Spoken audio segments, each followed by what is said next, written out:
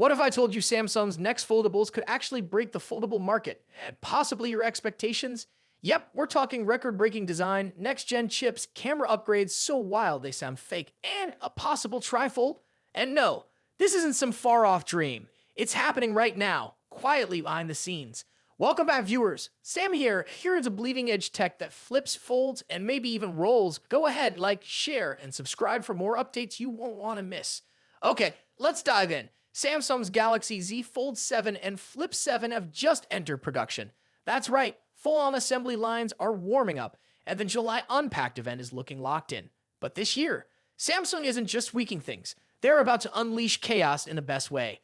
Let's talk thickness. Elite Fold 7 prototype measures just 8.2 millimeters folded.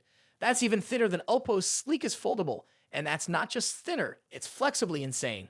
But wait, it gets better. Samsung might be pulling this off without sacrificing durability thanks to upgraded hinge tech and tougher internal layers.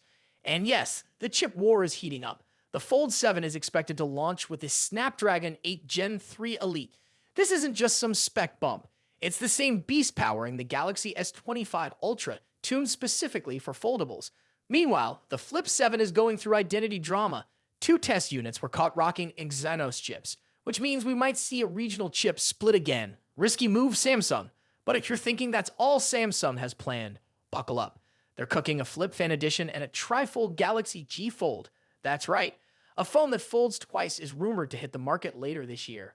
Let that sink in. A trifold phone from Samsung, possibly in your hands by Q4 2025. If that drops, we're looking at the most futuristic mobile release since the first iPhone.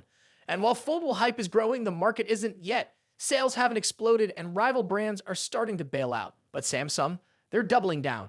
Production targets are aggressive, minus 160,000 Fold 7 units, 170,000 for the Fan Edition, and a massive 240,000 for the Flip 7. Translation? Samsung's betting big on flip-style nostalgia and premium specs to match. Speaking of which, the Fold 7 might launch straight with One UI 8 on Android 16. That means skipping Android 15 entirely. Yup, skipping it. Even the S24 might get One UI 8 in the same year, which would be a first for Samsung. Beta testing is already underway for the S25 series, which suggests that the Fold 7 might be the software flagship as much as the hardware one. But here's the cliffhanger. If One UI 8 launches early and Android 16 is barely out, does that mean Samsung's finally beating Google at its own game? And let's not ignore the camera shakeup. Rumors point to a wild 200MP main sensor on the Fold 7.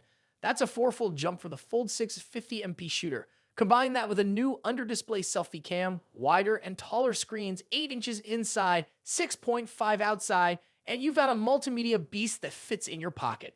But there's a twist. That under-display camera tech, it might be causing headaches. Samsung's reportedly struggling to balance cost and clarity, and insiders say the Fold 7 might be the last flagship to feature it.